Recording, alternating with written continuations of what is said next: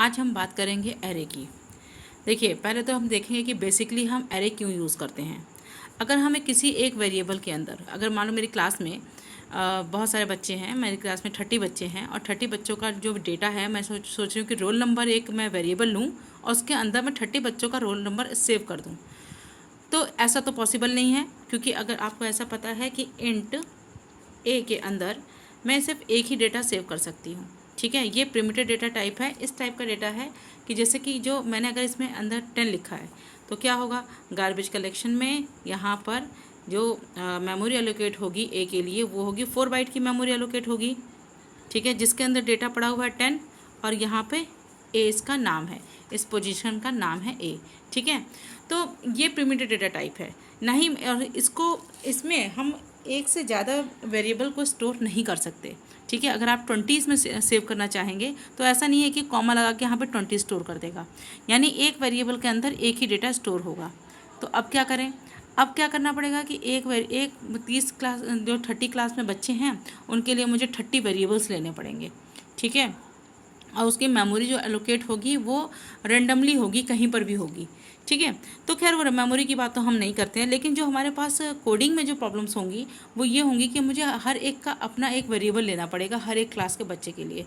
ठीक है, लेकिन मुझे ऐसा नहीं करना है। मुझे ये करना है कि मैं एक ही वेरिएबल के अंदर अगर 5 एलिमेंट है तो 5 को सेव करवा दूँ, अगर 30 बच्चे हैं तो 30 का बच्चों का डेटा सेव कर दूँ, अगर मेरे पास 10 एलिमेंट है तो 10 एलिमेंट एक ही वेरिएबल के अंदर सेव करवा दूँ। ठीक है, तो ये लिमिट क्रॉस करने जैसा है। जो प्रिमिटिव डेटा टाइप्स होते हैं वो सिर्फ और सिर्फ हमें अलाउ करते हैं कि हम एक वेरिएबल के अंदर एक ही वैल्यू को स्टोर करेंगे, लेकिन हम ऐसा एक मतलब जो एरे है उसको हम क्रिएट कर सकते हैं जिसके अंदर मैं अलग अलग लोकेशन पे मैं अलग अलग जो वैल्यूज़ हैं उनको सेव कर सकूं। ठीक है, तो हम इसके लिए एरे यूज़ करते हैं। क्यों एरे यूज़ करते हैं, फिर से सिमिलर डेटा टाइप को एक वेरिएबल के अंदर स्टोर करने के लिए हम एरे को यूज़ करते हैं। अगर इसी ए के अंदर मुझे 5 वैल्यूज़ को सेव करना हो तो मैं यहाँ पे एरे यूज़ करूँगी। ठीक है, तो एरे के बारे में इसका स्ट्रक्चर जान लेते हैं पहले। इंट, जैसे कि मैंने एक इंट लिया ए, अब देखो यहाँ पे स्क्वायर ब्रैकेट लगाएंगे। ठीक है, अब एक वर्ड मैं यूज़ करूँगी न्यू। ठीक है, ये आप लोगों के लिए भी न्यू वर्ड है। ठीक है, इंट, अभी मैं इसके बारे में बताती हूँ कि मैंने यहाँ पे इंट के बाद भी मैं एक स्क्वायर ब्रैकेट लगाऊंगी। अब मैं ये बताती हूँ कि ये न्यू क्यों यूज़ किया। पहली बात तो ये समझिए, ये है प्रिमिटिव डेटा टाइप्स। आपको पता है 8 टाइप के प्रिमिटिव डेटा टाइप होते हैं जावा में।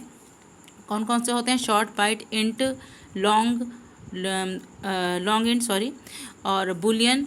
इसके अलावा आपके होते हैं कैर, फ्लोट, डबल।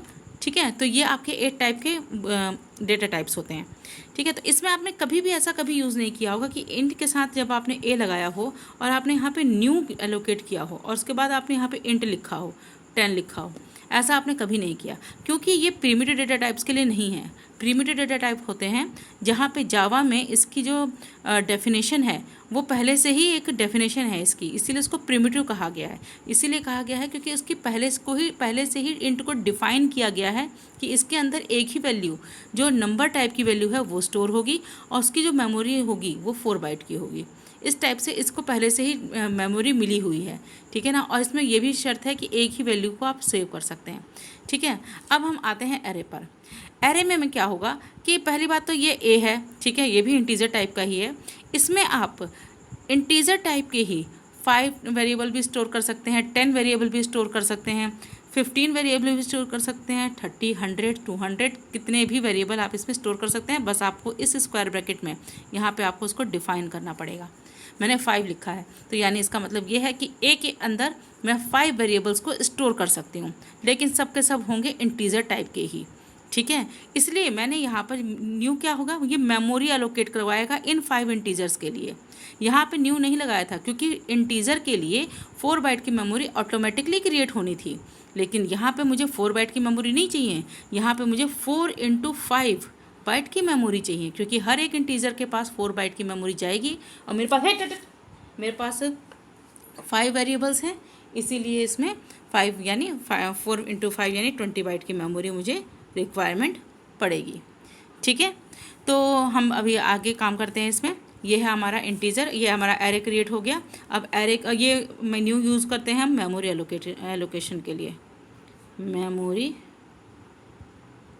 एलोकेशन के लिए, ठीक है ना। ये जो कीवर्ड है, ठीक है। अब हम इसका स्ट्रक्चर देखेंगे। स्ट्रक्चर में हम ये देख रहे हैं कि ए में जैसे इसका स्ट्रक्चर कैसे बना, 1 2 3 4 5, 0 1 2 3 4। अब देखिए ये स्टार्ट हुआ है 0 से, यानी एरे की वैल्यूज़ मेरी स्टार्ट होती है 0 से, ठीक है। और यहाँ पे ये 4 पे ख़त्म हुआ है, जबकि इसकी लेंथ मैंने 5 दे रखी है। यहाँ पे आप देख रहे हैं इसकी लेंथ 5 है, तो लेंथ 5 का मतलब क्या है, 0 1 2 3 4, यानी 5 तो वेरिएबल्स इसमें आएंगे ही आएंगे। देखिए 1 2 3 4 5 बॉक्सेस बने हुए हैं। तो इसका जो इंडेक्स शुरू होता है वो स्टार्ट होता है 0 से, लेकिन इसकी जो लेंथ है वो 5 है, ठीक है। तो यहाँ से आप कोई भी नंबर डाल लीजिए, इसमें 23 डाल लीजिए क्योंकि ये एक इंटीजर टाइप का है, 35 डाल दीजिए, 0 डाल दीजिए, 18 डाल दीजिए, या फिर 9 डाल दीजिए, कुछ भी डाल दीजिए, ठीक है। तो ये सब क्या है, ये इसके इंडेक्स नंबर है, ये वैल्यूज़ नहीं हैं। और इन इंडेक्स के अंदर जो ये है ये वैल्यूज़ हैं।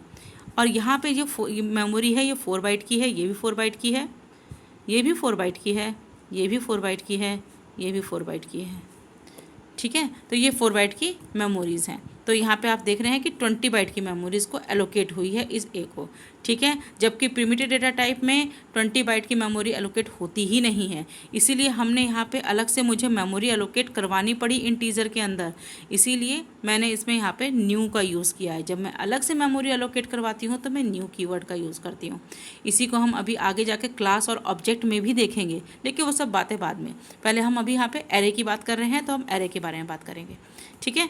तो यहाँ पे ये मैंने बेसिक बता दिया है। अब जो इसका नेक्स्ट वो है वो मैं आपको नेक्स्ट वीडियो में बताऊँगी। ये बस मुझे आज बेसिक बताना था, तो इसलिए मैंने इसको बनाया था।